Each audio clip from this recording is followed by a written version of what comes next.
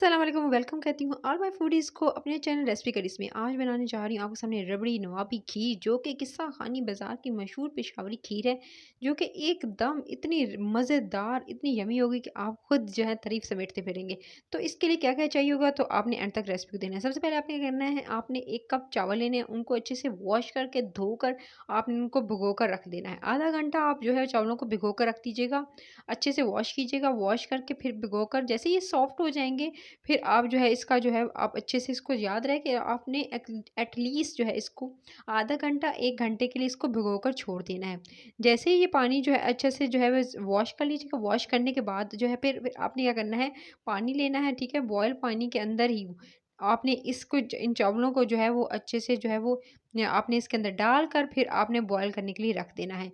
इनको अच्छे से बॉयल करेंगे जहाँ तक कि अच्छे से ये बॉयल हो जाए।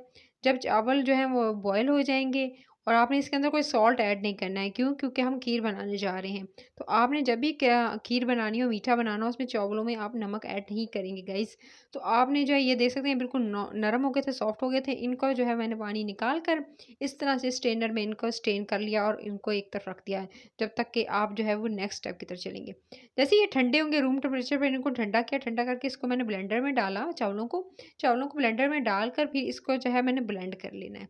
ब्लेंड करने के लिए आपने इसके लिए पानी का यूज़ नहीं करना है, आपने दूध के अंदर इसको ब्लेंड करना है। थोड़ा-सा मिल्क लेंगे, एटलीस्ट आपने 1 कप जो है इसके अंदर 1 से डेढ़ कप दूध डाला, डाल के मैंने अच्छे से ब्लेंड कर लिया। ये देख सकते हैं इस तरह से, ना ही बहुत ज़्यादा पतला, ना ही बहुत ज़्यादा गाढ़ा।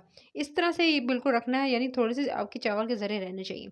मीनवाइल मैंने क्या किया, मैंने 2 से 3 आप बड़े बड़े चम्मच, आप अगर कप की बात करूँ तो आपने तकरीबन आधा कप चीनी लेनी है। चीनी लेकर इसको पैन में डालकर, कुछ नहीं डालना, कोई घी कुछ भी नहीं डालना, सिंपल चीनी लेकर बिल्कुल हल्की आंच पे रख देना है, जब तक कि ऐसे कैरमल की शेप ना इख्तियार कर जाए। आपने इस तरह से इसको रख देना है। याद रहे कि आपने जो फ्लेम है वो स्लो रखनी है। स्लो फ्लेम पर आपने जो है वो चीनी को चढ़ा देना है और इसका कैरमल रेडी कर लेना है। साथ ही आपने क्या करना है, 1.5 लीटर दूध लेना है एक बड़े पतीले में गाइस। आपने एक बड़े पतीले के अंदर 1.5 लीटर दूध लिया, फ्रेश मिल्क लिया, उसके अंदर आपने चीनी डालनी है। तकरीबन तकरीबन 4 से 5 चमचे भरकर चीनी इसकी ऐड कर देंगे।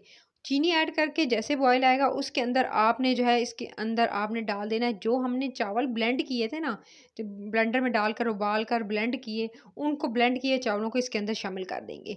चीनी शामिल की थी, 4 से 5 चम्मच चीनी शामिल कर दीजिएगा।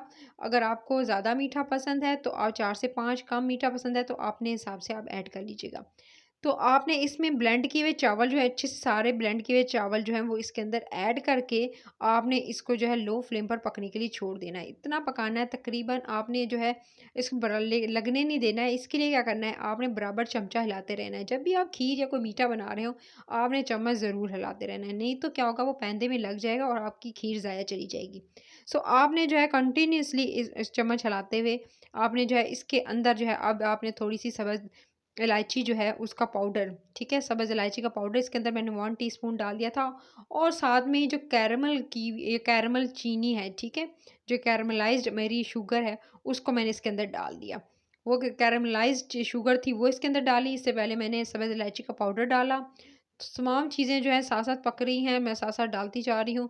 एक साथ ही डालकर मैं इसको छोड़ दूँगी। आपने जो है साथ में पहले चीनी डालनी है, उसके बाद आपने जो है वो सब्ज़ इलायची का पाउडर डालना है, फिर कैरेमलाइज़्ड जो शुगर है वो ऐड करनी है, चीनी भी इससे ऐड करनी है। वो चीनी जो थी वो 3-4 चम्मच भर के डालिएगा, कैरेमलाइज़्ड शुगर भी ऐड कर दी, तो ये अब मीठा इक्वल हो जाएगा। देखें जी, इसको मैंने पकने के लिए छोड़ दिया, अच्छी तरह बर्तन चेंज कर लिया था, उसमें थोड़ा मुझे लग रहा था कि ये जो है वो कम पड़ रहा है बर्तन, तो मैंने इसको बर्तन चेंज कर दिया और उसके अंदर इसको पकने के लिए छोड़ दिया। अच्छा सा पकाना है, तकरीबन आप ये मैंने 40 मिनट्स के लिए गैस पकाई है। इतनी पकाई है, इतना पकाना है कि ये बिल्कुल जो है इसकी कंसिस्टेंसी पतली नहीं होनी चाहिए गाइस। ये देख सकते हैं, इसको इतना पकाना है कि ये गाढ़ी हो जाए, बिल्कुल जो है वो दूध, और बराबर चम्मच चलाती रही। हाथों की मैंने बहुत ज़्यादा जो है वो हाथों का यानी हिलाते रहना, बार बार चम्मच जो है वो लाते रहेंगे। थोड़ी सी मेहनत करनी पड़ेगी हाथों से, लेकिन जो है आपकी जो है वो खीर रबड़ी, एकदम रबड़ी मज़ेदार, आपकी ये जो खीर है वो नवाबी खीर जो है वो रेडी हो जाएगी। इतनी गाढ़ी आपने कर लेनी है। मैंने आपको बताया, मैंने बर्तन चेंज कर लिया था, मुझे जो कम लग रहा था, तो मैंने जो है इसमें ऐड कर दिया और अच्छे से पकाया। 40 मिनट तक मैंने इसको गाढ़ा किया है। इसको अच्छी तरह से यानी दूध की क्वांटिटी मैंने हाफ़ कर दी है। इतना पकाया, आप देख सकते हैं, आपको जब पतीले से लग रहा होगा कि कितना मैंने इसको पकाया है।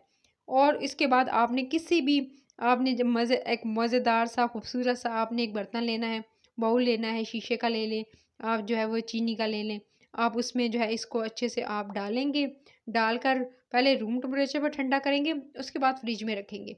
तो आपने इसको सजाने का काम करना है, सजाने के लिए पिस्ते, बादाम कटे हुए, आपने बादामों से, पिस्तों से इसकी गार्निशिंग करनी है। ईद आ रही है, ईद पे इसको ज़रूर ट्राई करना है। इस नवाबी रबड़ी खीर को, किस्सा खानी बाज़ार की पेशावरी खीर को ज़रूर ट्राई करना है। और साथ ही साथ जो है इन खुशियों में जो है मुझे भी याद रखिएगा, रेसिपी करी को आपने सब्सक्राइब ज़रूर कर लेना है और फीडबैक ज़रूर दिया करें कमेंट सेक्शन में, इससे मुझे जो सपोर्ट मिलती है।